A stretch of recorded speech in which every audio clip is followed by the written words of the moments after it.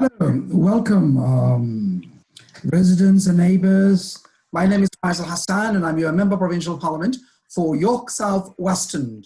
Tonight here we are talking about a virtual conversation about housing and tenant rights here in York South Western. Too many people are living paycheck to paycheck. For most families, housing is the single biggest expense they face every month. While incomes have stayed flat or gotten worse. For working folks, the cost of housing has skyrocketed. As a result, more and more Ontarians are housing insecure, spending 30% or more of their income on basic shelter costs like rent and heat. Homelessness is on the rise. Waiting list for social and supportive housing that can already be decades long are growing. And the dream of home ownership is increasingly out of reach for the next generation and newcomers looking to build a great life here in Ontario. Tonight, my friends, neighbors, we are talking about leaders and activists, tenant leaders and renters, tenants in our community, and experts about the renting rules. Before I start, I would like to acknowledge at this time, the land that we are now known as York South Western is a traditional territory of many nations, including the Mississaugas of the Anishinaabe, the Chapwe, the Haudenosaunee, and the Wendat peoples, and is now home to many diverse First Nations, Inuits, Métis peoples. Tonight I have guests from across our riding. First, I would like to acknowledge all of the guests tonight. First, we have Heather Leich, a Tenant Association leader at 3561 Eglinton Avenue West, and Sherry Reuter, who is also a Tenant Association leader at the, who will be joining us shortly. Frank Kotler, who is also a leader at 1570 James Street, and Bob Murphy, a tenant leader and activist with Toronto, Acorn, and local residents. Vinay Jain, Director of Legal Services of Unisom, that is a Unisom at the Rogers and Kill, right here in the heart of our community. Alyssa Brierley, Executive Director and General Counsel, Center for Equality Rights in Accommodation, an organization that has been known to fight the rights of housing discrimination and the rights of tenants. Isabel Mertes, local residents and tenant. Ilana Newman and Pablo Hernandez, they are the tenant leaders and president and the members of the leadership at the 22 John Street. Welcome you all. I'll first start quickly, Heather Leich, to welcome and to say a bit about yourself and the issues you are facing. I know we have tons of issues to talk about this evening. Okay, well, first off, my other tenant leader, Sherry Reuter, sent her regards. She's busy tonight with family. But I'm at 3561 Eglinton Avenue West, which is a not-for-profit building. Right now, we're faced with evictions, usual. Especially right now, we're a bit nervous for all those people that haven't been able to pay rent during COVID and have possibly signed any documents with the landlords as well, but they also, they're very rude to people. They send notices. I recently got one for $200 because a friend of mine supposedly jumped in an elevator, so they try to offset their costs in the building to tenants. There's lots of different things, but yeah, right now we're just finding out who they are is a big thing for us as well. Very good. I'll welcome also Ilana Newman and also Pablo Hernandez, that they are the leaders of the 22 John Street.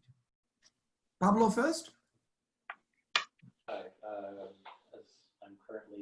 As I'm currently the interim co-chair of the West 22 Tenants Association. I'm sorry if there's going to be a lot of echo here. Our unit is currently under rent control since the Doug Ford administration's removal of rent control. So we've had claims of rent increases after the initial lease from anywhere between 6% to a claimed 21.24%. So we've been advocating for any form of rent control or stability for all future tenants here in the new building of West 22 so that we can become stable members of the York Southwestern community. Very good. Will you add anything there? Ilana? Well, I think Pablo put it pretty well. That's the crux of the issue. Like he said, we are members of the West 22 Tenants Association, and we have been doing our best to advocate for sustainable rent increases since the building that we live in is not legally obligated to abide by rent control. We also have done some work with the York Southwestern Tenant Union, which is a sort of umbrella organization of sorts in the riding of York Southwestern that has done a lot to help us in our work here in the building. Very good. And we know this building, 22 Joint Street, is a building that have received a lot of support from both levels of government. That was originally, the idea was to be affordable, and it isn't at the moment. And we have known that this has been going on, the rent increases unaffordable at the moment. I'll bring Isabella Metas, local residents and tenant herself. Hi everybody. My name is Isabel. I'm basically got 2 letters of eviction I have right here. One's N5 and one's N7. So N5 says that I have to pay $5,000 in damages to the unit. And the other one says that I have to be evicted by the 31st of this month, which is not going to happen because I don't have nowhere to go. And these damages are other problems as well. There's a lot of other problems as well. Cost, right? There's other problems as well. But it is not damages that you've caused. This was damages caused previously when you moved in. Yes. Yes, and they're trying to just unfair to you and to tenants like yourself. We have ACON here, and ACON is a Center for Equal Rights and Accommodation. The executive director is with us here. I will bring Alyssa. Yeah. Hi there.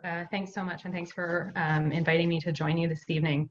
For those of you who don't know CIRA, we're an organization that is focused on, broadly speaking, on advancing the right to housing, and we've been doing that work for just over 30 years. We have a hotline where people can call us, and we will help individuals who are facing eviction or human rights violations in the context of their housing that might prevent them from staying housed. We're not lawyers, but we do as much as we can for people without providing legal advice and representation. So our phone number is 416-944-0087, and you can find us at equalityrights.org if there is any way that we can support anybody who is joining us tonight or anybody who you know who might need assistance. In terms of the types of things that we sort of have eyes on these days, we are hearing a lot of similar complaints from people across the city and across the province that have just been flagged. A lot of really quite underhanded behavior on the part of landlords, really pressuring tenants who are not in a position to pay their rent in pretty egregious ways. And it is quite worrisome, particularly given the recent changes to Bill 184 that provide an even easier pathway to eviction, which we can certainly talk more about later. But I'll maybe pause there and hand it over to others. Absolutely, and I know CIRA used to actually litigate cases to courts to defend the rights of tenants, and hopefully that kind of also work is definitely needed. I know it's a challenge because of the cuts to so many supports and programs. I'm aware of this because I used to volunteer for CIRA, for Equality Rights and Accommodations. So Joe, thank you for joining us tonight. I will bring VJ Jain, a Director of Legal Services of Unison. Unison is part of the legal services that actually supports our community here in York Southwestern, has been defending many tenants and renters in our community. We are pleased to have you this evening to join us, and welcome, VJ. Vinay, sorry. Vinay, yeah. My Well, thanks apologies. for having, no, that's quite all right. I've been called worse, so that's quite all right. So as Mr. Hassan has said, I'm part of the Community Legal Clinic as part of Unison Health and Community Services. So Unison provides a multitude of services as it's a community health center, but one of the services is a community legal clinic. Our catchment is, roughly speaking, the old city of York, which encompasses, of course, York Southwestern. One of our main areas of law is housing. So we provide advice and representation, not representation in every single case, simply just because we don't have all the resources necessary to represent everyone. But certainly for evictions, they take priority, and I would encourage anyone who's living in the catchment to give us a call. As a minimum, we would provide advice, and if necessary, or we would certainly do an evaluation to see about representation. Certainly the phone number you can get through Mr. Hassan's office, but I'll provide it now as well, 416-653-5400. And you can ask for legal, or the extension is 1244. And during these times, of course, you will probably have to leave a voicemail, but we will return your call. Very good, thank you. And we appreciate the work the Unison Legal Services is doing. Definitely many tenants do not have legal representations, and also the cuts to also legal aid impacts the work they do. And that's very important. 30% of that cut impacts also our community, and also the Downsview, which also serves members of our community as well. I will welcome first Bob Murphy as well, who is a tenant leader, an activist with Toronto Acorn, and also a proud York Southwestern.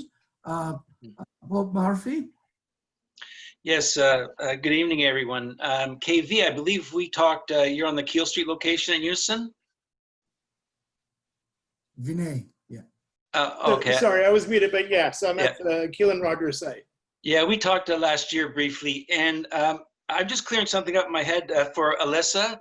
Sierra, you were on a panel with Chris and Wong Tam. You had a discussion. Were you the Sierra rep on that discussion? That was me. Oh, okay. I remember that was very interesting. I really enjoyed that. Thank you. I'm a resident in York Southwestern. I'm a renter. We are contacted by our community members all the time, and obviously in what's going on with COVID-19, it's very difficult situations of intimidation of landlords, especially if there's language barriers. A lot of, not all of them, of course, but there's some of the larger big players that are trying to take advantage of Bill 184 as a tool to have an existing tenant signed agreement, and they use that tool, or their intent is to use that tool as that as soon as you run trouble and can't hold up to your end of that agreement secondary to the lease, then it's a tool to evict you and to evict long-term tenants out to be able to create more revenue and put a little lipstick on your unit and jack it up $500-600. It's common here. It's all over Canada. It's happening all over the world. It's just not here in Toronto, but it affects the lower income areas. I mean, we are the biggest ones that are affected. I myself have been hit with an AGI above guideline increase. And I'm also an Ontario disability recipient, so I speak from different sets of eyeballs. But there's a lot of situations where we feel that the landlords are preying on individuals with Bill 184. We've had many meetings with city councilors and with the MPPs, and we've been campaigning that this is going to be a disaster for 2 or 3 months. And with the housing situation, the lack of housing, not affordable housing, but rent geared to income housing, because we don't have no rental stock. We got a lot of vulnerable people in there, and a lot of vulnerable people are those of us with fixed incomes and low income, and we're the ones that are going to be affected the most. And it's the most common problem that we hear from many. I hear from many residents in our York Southwestern community. Very good. Well, thank you. We'll come to those issues. Really, Bill 184 is really eviction bill, and we'll come and talk about it. And we have asked the government, as you know, that it's important. Housing is a human rights issue, and this is evicting people. It's said that in the beginning of August 1st, over 6,000 people are expected to be evicted, which is a shame at this time. I would like to bring Frank Cotner, a tenant leader at 1570 James Street. Welcome and thank you for joining us this evening. Thank you, Faisal, and the rest of the panel for permitting me to add my voice to this discussion. I've lived in the same apartment unit for well over 30 years. I moved in 1990 when I was a wee tyke, and the prevailing issue here at 1570 James Street is the maintenance of our recently installed water heater units. There's a primary and a backup unit. During the winter time, we have a serious lack of hot water, which is a severe inconvenience for many of the tenants here at the building. No one wants to be showering or bathing in cold water in the middle of the winter. In the summer, it's understandable and perfectly fine, but not during the winter. There are other issues that some tenants here at the building are having. One, for instance, a long family friend of ours, her bedroom, the plaster in her bedroom is deteriorated to the extent at which the brick is showing from her bedroom, which is very, very unsettling.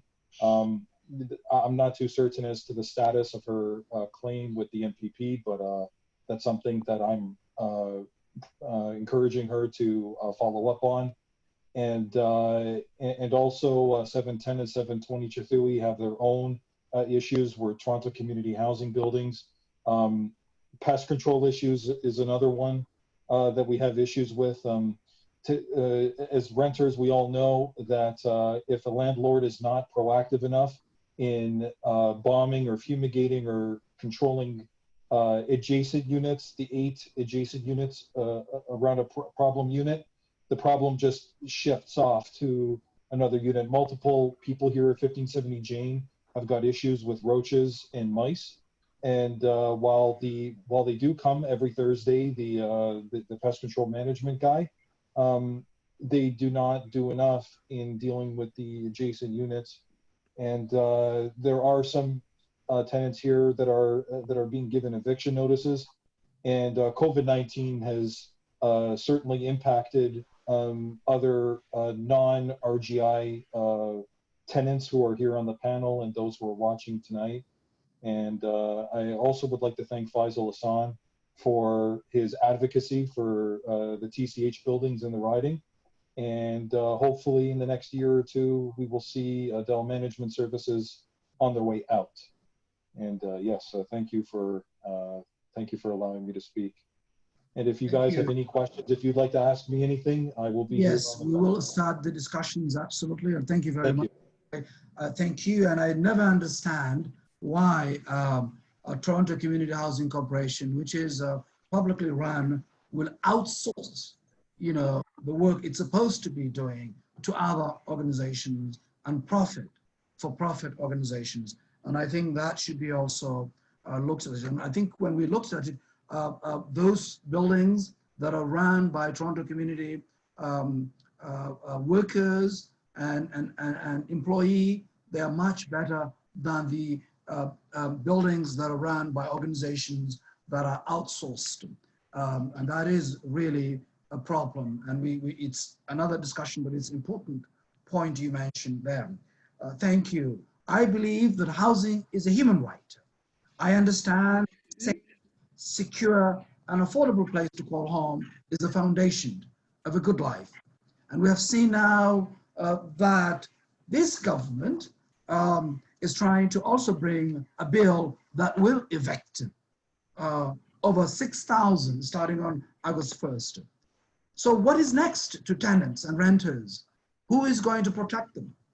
And if we create laws such as 184, and this bill, 184, that is being termed as an eviction bill, will do 5 things. And I think Alyssa and also Vijay will correct me if I left out anything there. First, it fast-tracked eviction via repayment agreements. And second, landlords can bring a farmer tenants to the a landlord and tenant board. And third, tenants must give advance notice to raise a Section 82 defense at the arrears hearing. Fourth, illegal rent increases become illegal after 12 months. Increased compensation, disclosure, fines for no-fault evictions. And this is really, it's a law that really protects bigger landlords. And when we look at also small landlords, it doesn't protect them, you know? And it's also, they're struggling there. So how do we deal with this, these changes? I'll start with Alyssa. What do you say to Bill 184? Thanks for the opportunity to lead off, and I'm looking forward to hearing from the others and getting everyone's reactions to it. I think your characterization of what's going on is absolutely right, and the way that we sort of have thought about the bill and what it's really doing, really at the heart of it, is that it's taking away access to justice for tenants when it comes to their housing, as you mentioned, by taking away some of the opportunities for tenants to defend themselves. And what this means in practical terms is the kind of defenses that people could rely on to prevent themselves from being evicted. So, for example, pointing to all the deficiencies in maintenance and the ways in which the landlord hasn't kept up their end of the bargain. That's no longer available to people anymore. So that entire opportunity to save a tenancy and to keep your home is gone. And the second way, the second piece of the access to justice issue is around the ability for the board to make an order when somebody breaches their repayment agreement. Now at CIRA, I mean, on the face of it, this is sort of characterized as, you know, a very reasonable thing to do, because of course, if you already have a repayment agreement, you are delinquent and you've been given another opportunity or all the opportunities that you need to comply with that. And so surely if you breach that agreement, then there's no issue with sort of an automatic eviction. Well, here's the problem. We hear from people all the time who are in this situation, and the reasons why people breach repayment agreements are for things like seniors or people on fixed incomes who get some sort of recalculation by the government, by their benefit provider, and all of a sudden they find themselves short through no fault of their own. Or individuals who are going through a family separation and find themselves short half of their income or more because they no longer have a partner to rely on. Those are the kind of people who reach out to us those are the people, those are the situations of people who reach out to us and say, I really need to renegotiate my repayment agreement. And so right now there's a very important mechanism that there was a very important mechanism that allowed them to go back in front of an adjudicator and say, listen, yes, I have this repayment agreement, but my situation has changed. I need to change it again. And that is no longer available. Those people in that situation are out the door. And it's very troubling, particularly, and I really appreciate your comments off the top about housing being a human right. It is a human right, and it's a human right because it matters so much. It matters to people's lives. It's central to our dignity. If you can just be thrown out of your home without any sort of opportunity to defend yourself or save your tenancy, I can't think of much worse in the context of housing. So it's really egregious. I'll maybe stop there and we can hear from others. Very good. I'll welcome Vinay on that before the tenant leaders to also share their experiences and the challenges they have in current as the members of their community. Vinay? Thank you for that. I'll admit up front that I haven't memorized all the sections of Bill 184, but I am certainly familiar with some of the changes. I would say that the changes, there's still the opportunity for a tenant to defend themselves. There's still an opportunity for tenants to raise maintenance issues. I think the bigger issue from my perspective is that prior to this, the opportunities were limited as it was, and it was a bit challenging for tenants. Now that's weakened even more, a little bit. Now, any kind of weakening that occurs from an already poor state, if you will, is going to be even more problematic. So if you make it even more challenging for a tenant to raise their issues, maintenance issues, for example, that's an additional hurdle that they face. Now, for well-off tenants, that's not an issue, but the tenants that we see and the tenants that we're talking about are already vulnerable. And if you place an additional burden or hurdle, if you give them that, that's just one more thing that they're not going to be able to overcome. So that's a challenge. So that's the biggest thing that I'm seeing with these changes. It doesn't take away their complete rights, but it's a weakening of the state. And I find that problematic. It'll be interesting beginning next week to see what kinds of calls we get. But that's my expectation. It's just going to make it, it's an additional burden that vulnerable tenants are facing. Right, yes. Alyssa, yeah?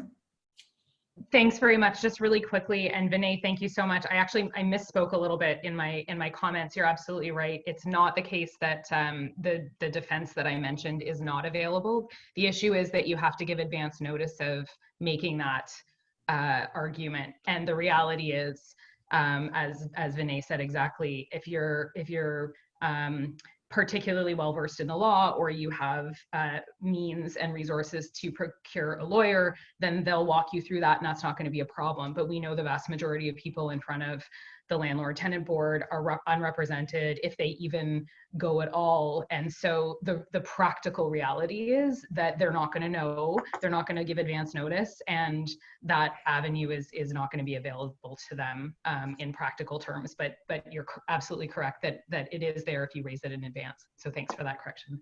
And coupled to that, they won't have also a representation because they won't be able to afford it.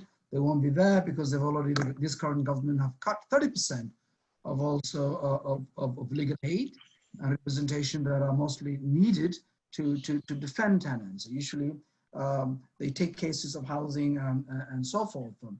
Can I add one thing, Mr. Hassan? Yeah. It's not necessarily related to Bill 184. However, with the government beginning evictions again, well, I guess not technically August 1st, but come Tuesday, when after the holiday, they're going to start up eviction applications.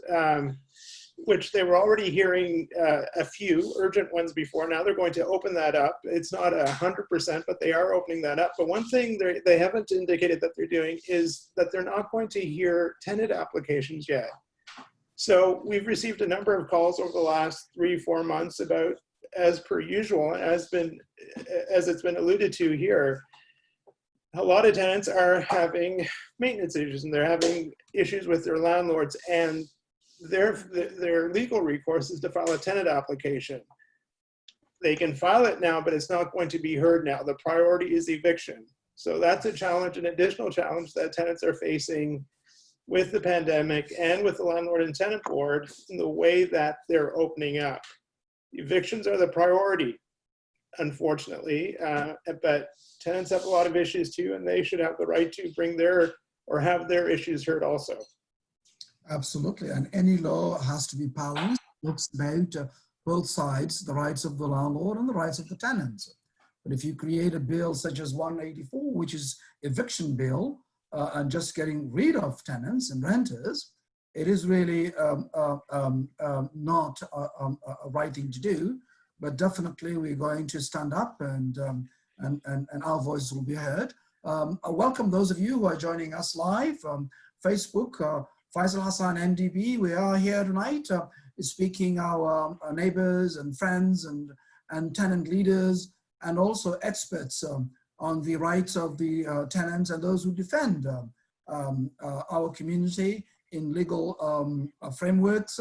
We are talking about housing and tenant rights, conversation about many issues relating to housing and tenant rights. We know that housing has been neglected, not only the last 15 years, but the last 30 years.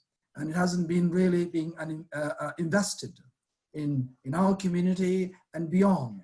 And that has to be also redefined what it means affordable housing. We've seen in many projects in our community that has been defined as affordable, but case in point is 22 John Street. And we have the leaders there who have also lived there, which a lot of government support and community support has run through, but it is not affordable. And it is those even professional young people who have come here and moved to come here because it is 12 minutes to downtown, now are finding it cannot longer sustain it. I will try my best, those of you who are joining us live, your comments to be included. If you have any questions, we'll be able to answer them. If you are putting directly to one of our guests, that too is welcome, but we will try to make sure to accommodate as much comments as we can. Thank you. I'll welcome either Pablo or Ilana to talk about the real issues that really is going on and how the frustration and the difficulties that the hardworking and decent members of our community who have been told this is going to be affordable building, but it's no longer affordable. And people are paying I don't remember how much is one bedroom there. At the beginning it was 1,300, but now it's, I heard 2,000. Is that accurate? Is that correct? That sounds right. I mean, I can say that in our case, when we moved in about 1.5 years ago, our rent was initially in the neighborhood of $1,610, and then it was, well, ultimately it was increased by 6.5%. We had to fight for it to be that low. But, you know, as Pablo mentioned earlier, people in this building have received really, really exorbitant high increases. So people who were already stretching themselves to be able to afford to live in this building have already been pushed out. We've seen many people need to leave after receiving an increase living here. Very good. Anything to add, Pablo, there? She has covered pretty much everything quite well. The difficulties with this new building not having a rent control is they keep listing a number of excuses as to why they have to raise the rent as high as they claim they need to if the rate of inflation is 1.8 and raise for rent will be 2.2, and they say we have to do it at 6% because, and they list like A, B, and C, and individually myself as a person who is like a journeyman tradesman, and I'm struggling to afford rent in this one-bedroom apartment, it really doesn't show that the conservatives, who generally bolster the type of person as like Joe Blue Collar really can afford everything, I have to start finding extra work for a building like this every year. So it does become a level of insustainability where they're advocating retention of tenants by building a community, but let's price them out at the same time. So it is a list of mixed messages that just makes this situation just grow larger than it ever should be in the beginning. Well, thank you. I'll just maybe take some comments of the folks who are joining us live from Faisal Hassan, NDP. Mr. Khan says that, Faisal, I highly appreciate your efforts to raise this issue, as a lot of people are going to be impacted with 4 new bills in this tough pandemic environment. And that is correct, that we are on a COVID, in the middle of a COVID-19, and now it's been reported that in August 1st, over 6,000 families are on the verge of being evicted. And Bruno also says, thank you, Faisal Hassan and staff, for organizing such a great panel. Folks who want to organize their building also can reach us. He is also a local leader there. And Janet, is there any way to address the need to increase Ontario DSP shelter limit to meet the need for renters? And Maury says, could we see a written summary of the identified problems with Bill 184, as Hassan advised? I think I can talk a bit about that shortly. And also, Abdul Fattah says, I'm glad that you brought this issue on the table. A lot of us are going through a hard time for housing crisis. Indeed, our community and in this city of Toronto, the crisis in housing is looming, and actually, and this bill, Bill 84, will also double that. And this bill is duped.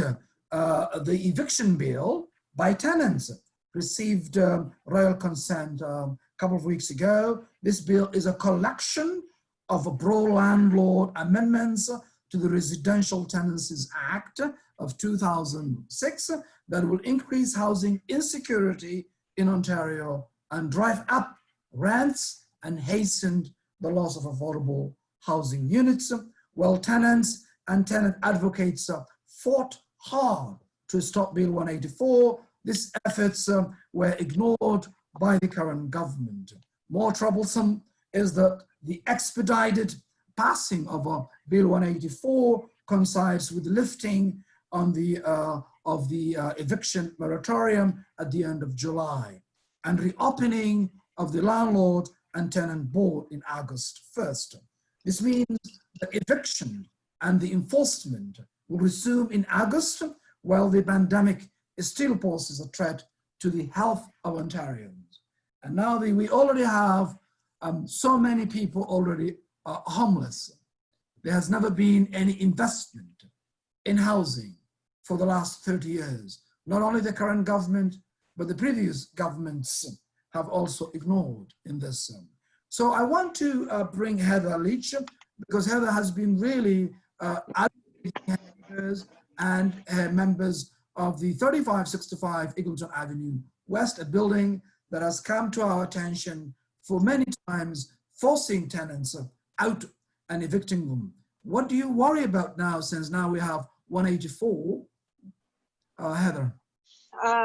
Well, the whole fact that our landlord has already been forcing people out, harassment's a big thing, above guideline increases because they are a nonprofit, so therefore they don't have to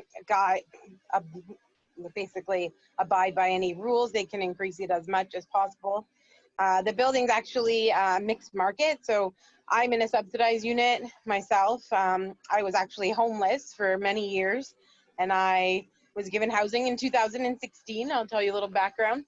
And from getting that housing, I've been able to, become a tenant leader, get a job, start my family. I work in North Southwestern as well. So I'm pretty invested in the community. So that was a big thing for me. And as soon as I moved into this building, harassment started, though, which was not fair. The last one was blew my mind pretty much, because it was not valid, but I had to go through a lot of extra headaches and that was just after I actually started and called the first meeting for our tenants association in the beginning of March, just prior to COVID. So since then, there's been a lot of, we're nervous. We're really nervous, especially that our building's also supposed to be on the lower end market, but it isn't anymore. They're charging for 3-bedroom 2,100 when it's supposed to be far less than that. That's pretty much market rent, when it's supposed to be 80% of what market rent is to be a low end market building. But we're nervous. My tenants are very nervous, and they're very quiet over there right now, which makes me also nervous. Just because they have been trying to force out a lot of the rent-to-geared income people as well, so they can flip it over maybe into make it market rent. I'm not sure, so that's not nice either. Right. I know that this is, it gives Bill 184 bad landlords to take advantage also hardworking members of our community, and that's not right.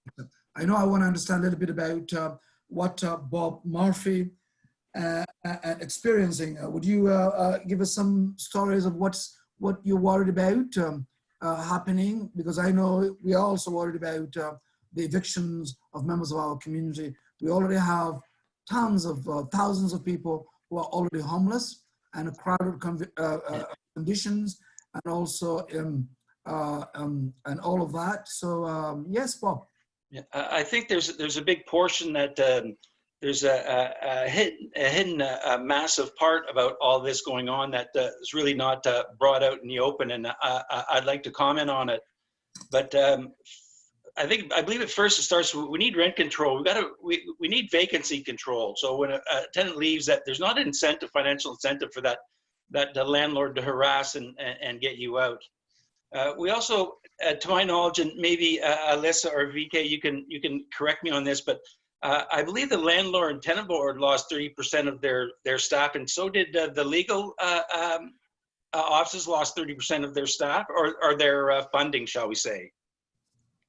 I mean, yes, the Legal Aid Ontario lost 30% of its funding, and that part of that was translated to legal clinics. So for us, for example, our budget was reduced by 6%.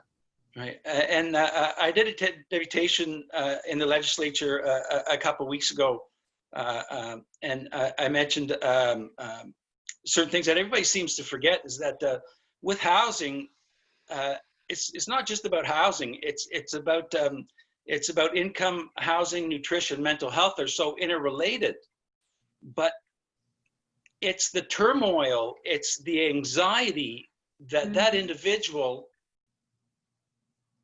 that has to experience from day to day of having that anxiety constantly.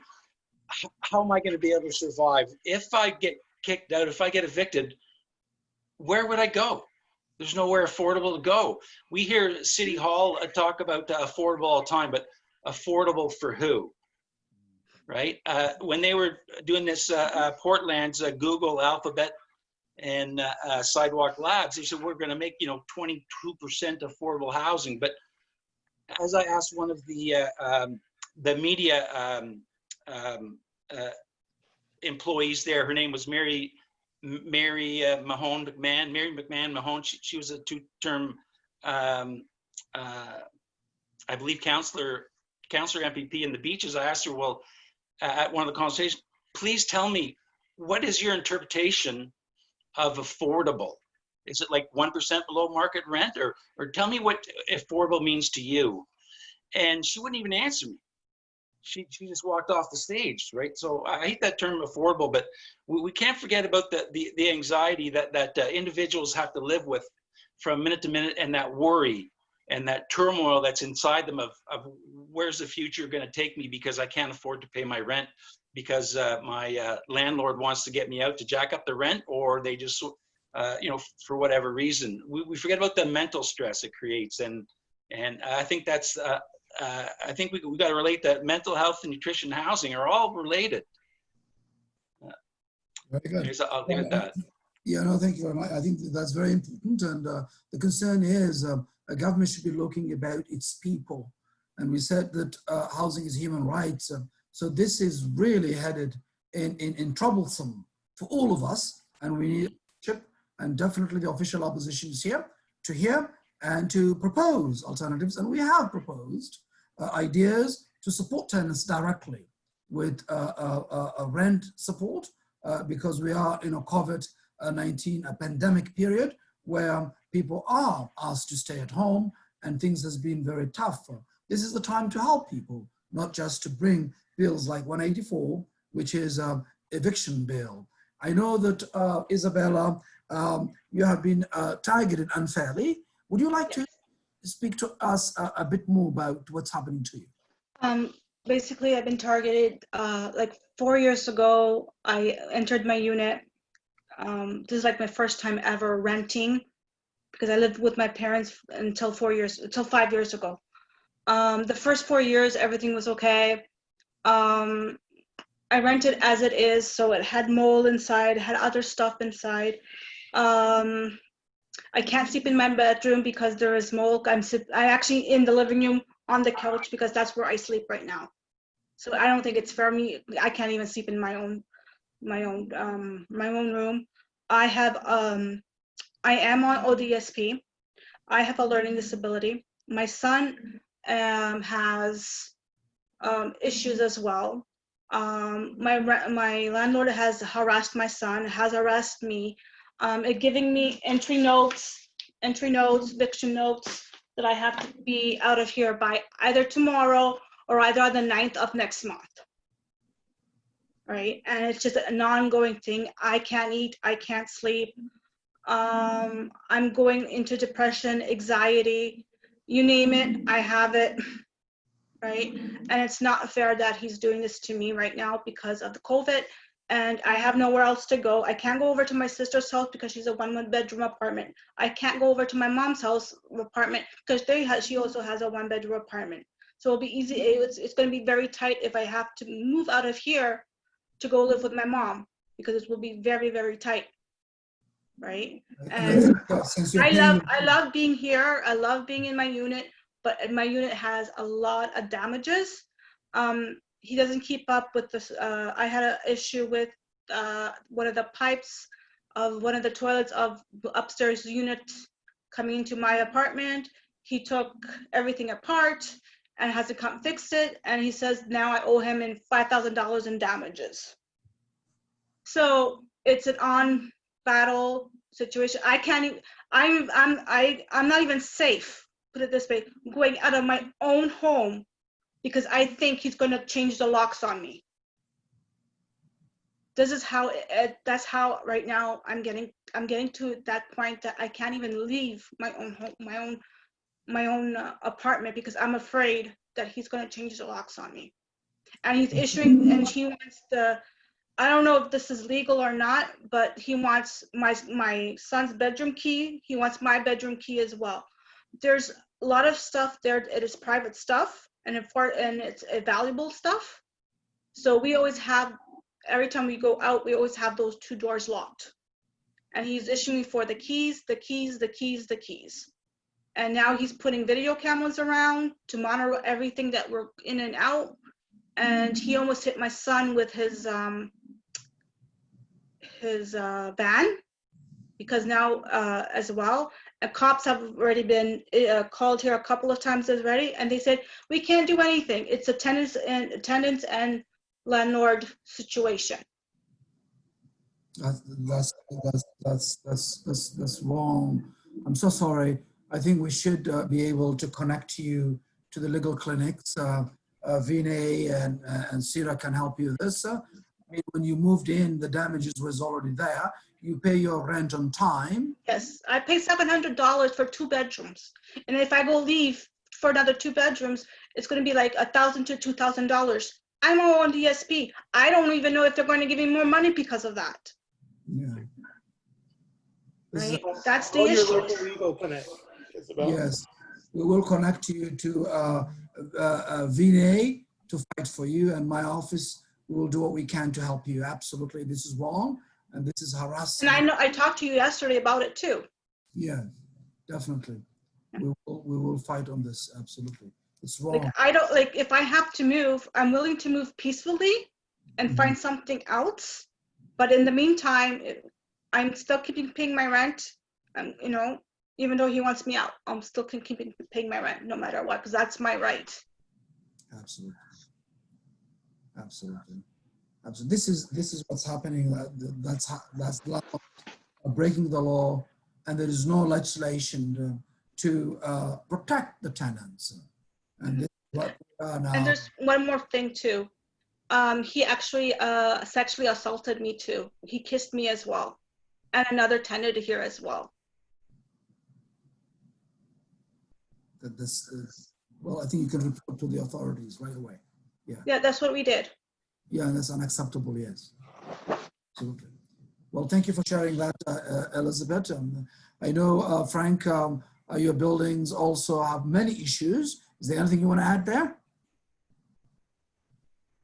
Well, Faisal and the rest of the panel and the audience, aside from the one unit that I made mention of, I don't get the chance to speak to too many tenants in the building. I could probably pick them on the fingers on my hands, and unfortunately there are likely a lot of issues that each tenant is facing. However, the general sentiment of people living in TCH, I imagine that from those whom I've spoken with, the few I've spoken with recently in the past few days, they're happy. They're generally happy to have a rent-to-gear income place to live. Of course, not every single tenant in this particular building are on RGI subsidy. Most units are in okay repair. Another issue that I'm well aware of is improper ventilation in the units. Thankfully, we have windows. And aside from the massive 1.3+ billion dollar repair backlog in TCH, and I forgot to mention earlier in the call that I am here in lieu of our tenant representative, Perlene Smith. She sends her regrets. And aside from what she has shared with me and what other tenants have shared with me recently, one tenant in the building is concerned about her young children having easy access to her stove. The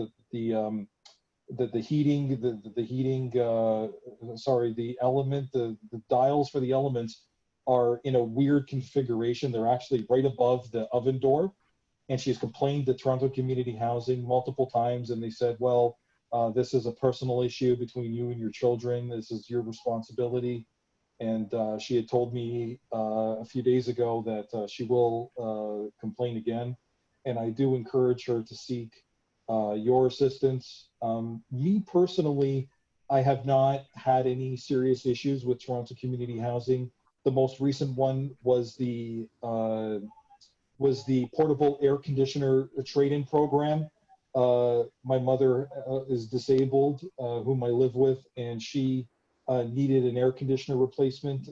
Window units have recently been banned due to a tragic accident where a young girl lost her life from a falling window air conditioning unit.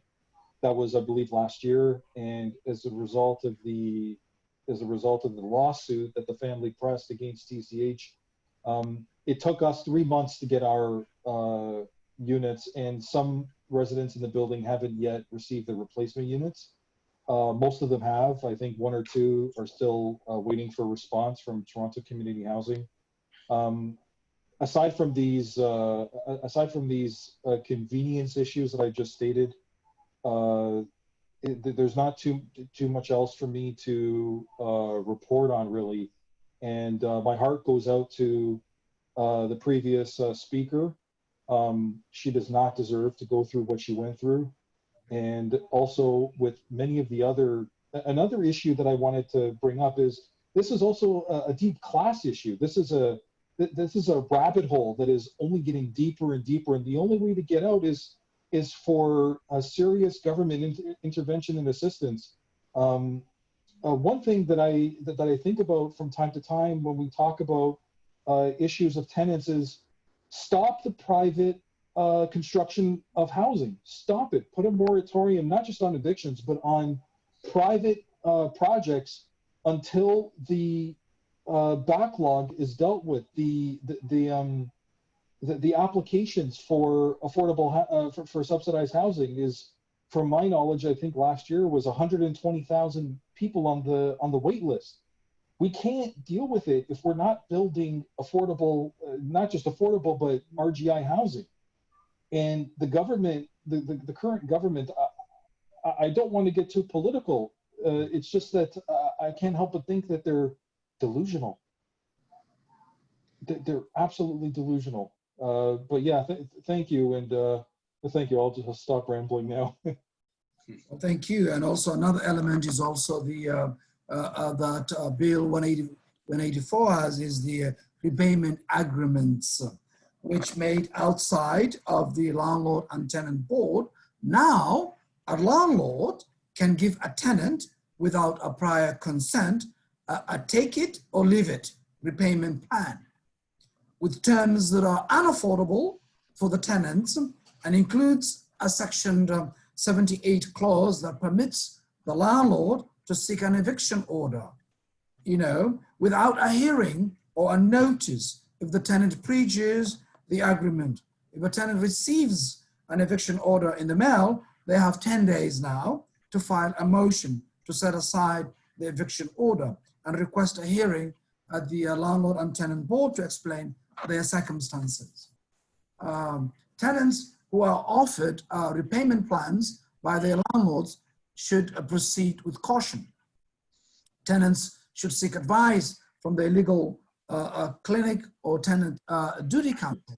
They must carefully read and understand every term and its consequences. A tenant is not required to sign anything they do not understand or cannot afford. Tenants also have the right to represent their own repayment plan to the landlord with terms they are confident they can meet on their income. If the landlord and the tenant cannot agree on a reasonable repayment plan, the matter will be heard at the landlord-tenant board. However, at the hearing, the adjudicator will consider whether the landlord offered the tenant a repayment plan in their decision. A tenant should explain why they felt it was not fair or feasible for them to sign it. So right there, this is, again, not an equal field. So that's why 184 is an eviction bill that we need to rebuild it and to really correct this wrong bill that will create a massive evictions, not only in our community, but across Toronto and beyond. Almost, we are coming to the end of our time, but I want to give an opportunity, each and every one of you, to conclude your comments, your reflections, and what you want to send a message to the current government. I'll start with leaders of the 22 John Street, Ilana and Batro. I'm being motioned that I should say something. I want to speak to what Frank said earlier about this being a class issue fundamentally. I would agree. My partner Pablo and I are both working professionals, and without disclosing too much personal information, I say we are fortunate to make decent salaries. But I can also say that if we didn't get to split the rent between us, I would not be able to afford this junior 1-bedroom unit on my own. And if that is the case for me, someone, and I consider myself very fortunate, privileged, lucky, how much more so for the millions of other people in this province who do not have the privileges that I and my partner do. The government does not seem to recognize or care about this. I have my doubts as to whether many of them have been renters or tenants in recent memory, if ever. There is a fundamental lack of human empathy. I don't mind putting it like that. I think that's what we're dealing with here, and it is very concerning to me. Well, thank you, Ilana, for joining us. Pablo, would you like to add anything there? I would generally like to add that with the current eviction bill and with the pandemic going on at the same time, they've had time to plan this bill, to place an motion to allow it to receive final royal assent. It's just the definition of kicking you while you're down. If people are struggling on just CERB payments, if they're even able to obtain them, to trying to find work that's livable, to just being able to have your own home while avoiding getting sick or getting those around you sick, and then told you don't even have a roof over your head. It's just unfathomable that they figured this is the right time, this is the appropriate motion to pass. So I feel that lacking compassion should definitely not be what any government should stand by. Well, thank you there. You heard there the leaders of the building John 22 John Street. And if you don't know John Street, it's built a location of where it was our farmers market, a farmers market which has a history here in Western Road. And it is turned at the beginning when they were building this affordable housing. But now we've seen the evidence. It is not affordable, and it has not been affordable, which also 3 levels of government have contributed so much money to the owners, and now we see the crisis in our hands. I will come to Heather Leich to your concluding comments. I agree as well that it is definitely a class issue. Speaking from a mixed market unit that is supposedly a nonprofit building, it's definitely class. As I said, I'm a rent-to-geared income person that came off the homeless housing list. There's families that are just scraping by in my building, and with them exceedingly going into the rent-to-geared income harassment, and then also with just their offsetting of costs like elevators, or they came in to fix a drain and that cost somebody $600, stuff like that is just happening. And it's going to make this landlord definitely have the opportunity to evict people and again get their units up to market rent, which is scary.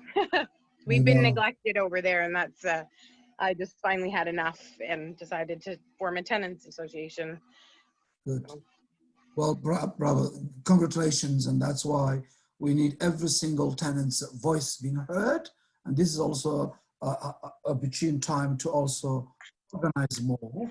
Definitely your voices matter, and definitely that's how people heard. I want to bring Isabella. I know I'm so sorry what happened to you, but definitely we hear you. The world hears you, and it's not gonna continue this. We will connect you to legal services to defend you. Is there anything you want to add before we, yeah? It's just what I said. It's just, I don't think it's fair that I have to leave my unit because of the pandemic as well. He's doing this to every tenant over here because it's a private, it's private, and he owns it. And he's intimidating everybody, and he wants basically hike the prices, like one of the tenants said as well on the panel. I think it was Heather that said that that our landlords really want to hike up the prices, and he should have said, okay, knocked at our doors and said, you know what, I'm going to hike the prices, take it or leave it, but he never did that. So he's trying to do a lot of weird stuff around the building. The other day he was in the other unit fixing it, and by accident he said, I told him my power went out. He goes, well, call the energy people. I knew he turned it off because I called, and I also called the cops on him again because of what's going on with, he's trying to intimidate us in the building. And like I said, I fainted a couple of times in my unit. He wants to take out all the ACs out here too. It's just like, we need the ACs because it's really hot in our units, right? And I would love to stay here, but I'm trying to look for something else, and I want to leave, and I want to leave peacefully, right? But I can't afford a 2-bedroom apartment because I'm on the ODSP. I hear you. Right, and I don't know how, if ODSP will giving me more money or not to move. No, Right? That's my concern right now. absolutely. Well, thank you very much. What we'll do is we will make sure that we'll connect you, make sure that we connect you to the right services to help you, okay? And thank you for joining us and sharing your story. I really thank you. Frank, to conclude your comments quickly and reflections on what you want to say lastly. Not too much else aside from what I've already said. I kind of rambled on. I stopped myself to give everyone else on the panel a chance to speak. And I thank the professionals who came on, the advocate from Acorn, and also the legal representative from Unison Services is much appreciated. It's good to see that there are dedicated people assisting us tenants and not just our local elected official. It's a little bit disappointing that our city councilor, Frances Nunziata, is not on the call. I think that this would be also very helpful for her to hear us out so that she can further better assist tenants with their needs. Well, thank you there. And I think we'll come to Bob Murphy to conclude. Okay. Good point, Frank. We had good several points. We sat down a couple weeks ago with Frances Nunziata and talked about some of these particular issues.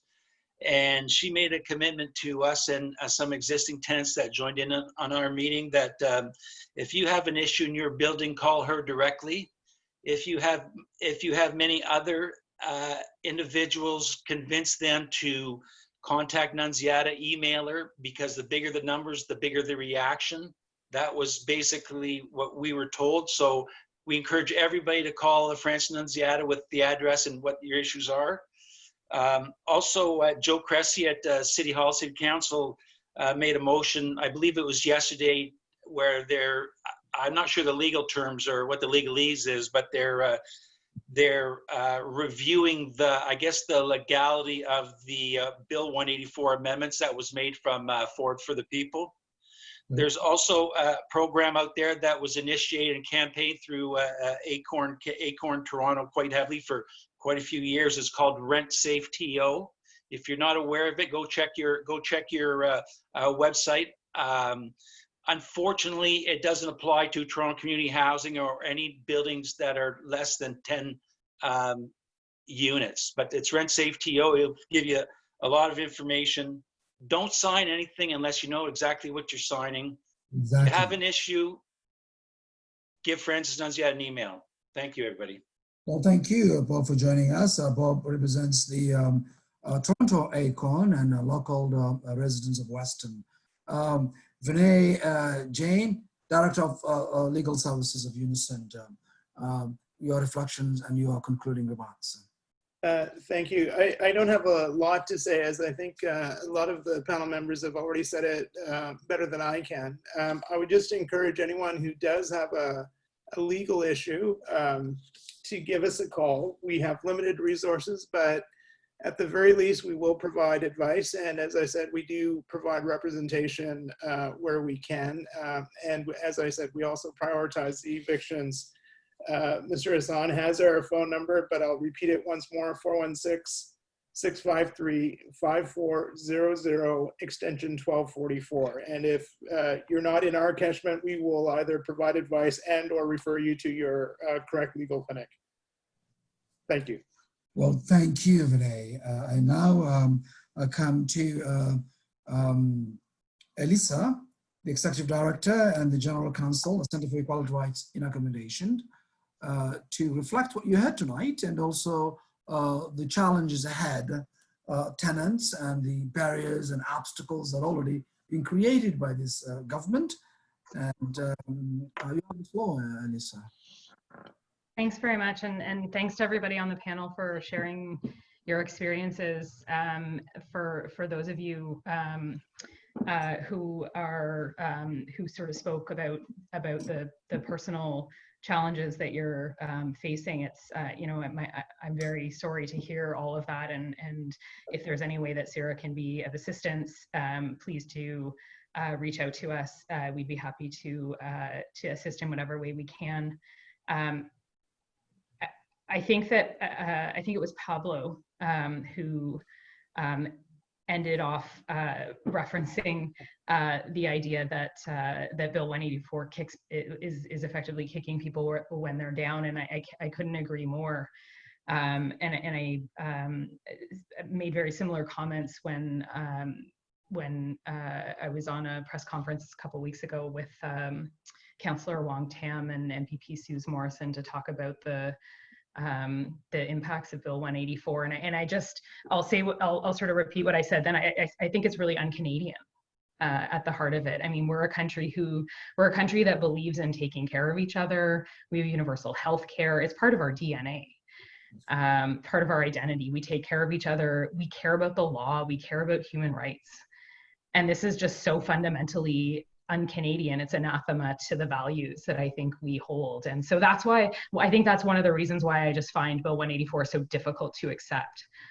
In other places, it might not seem that out of character, but it is wildly out of character for what we expect of our leaders, what we expect of the kind of society that we've built, and the way that we take care of each other. So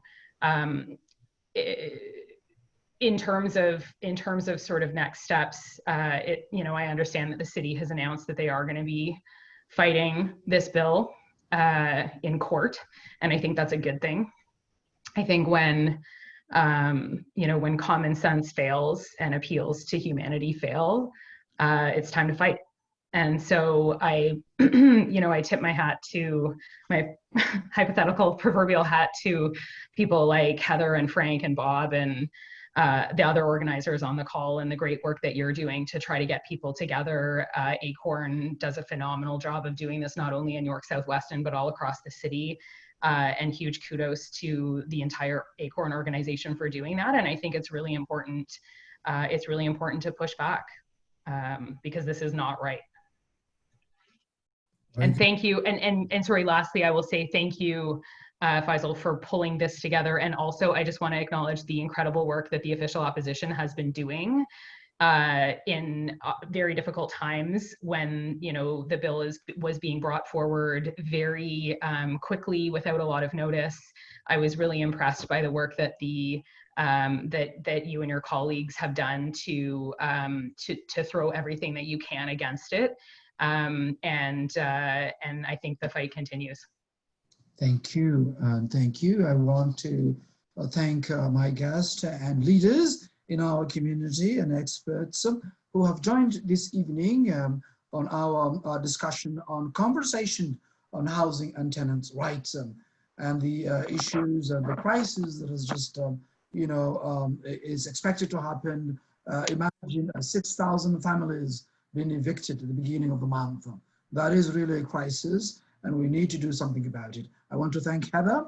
I want to thank Alyssa, Pablo, Isabel, Frank, and Vinay, Bob, and Ilana. And those of you who are joining us live through Facebook and Instagram, Faisal Hassan, NDP, thank you. Until then, we join again, another subject. I say to you, thank you, and good evening, and goodbye. Thank you. Have a good night.